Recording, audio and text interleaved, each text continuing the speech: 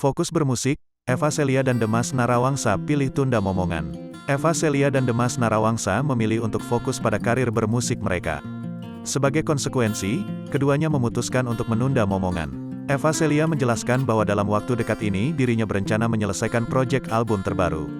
Pada proyek tersebut dirinya juga melibatkan Demas yang merupakan seorang drummer.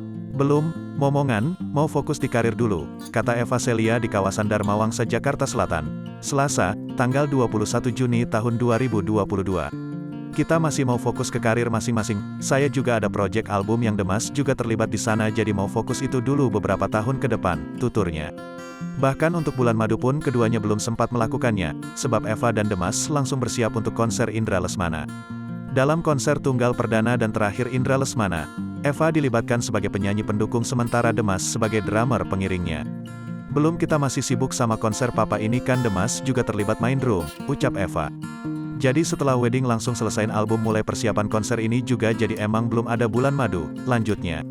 Sekedar informasi, Demas dan Eva berkenalan ketika keduanya sama-sama terlibat dalam suatu proyek milik Indra Lesmana. Demas yang memang drummer Indra mulai berkenalan hingga akhirnya menjalin hubungan asmara dengan Eva. Keduanya resmi menikah pada tanggal 4 Juni tahun 2022 di Gereja Katedral.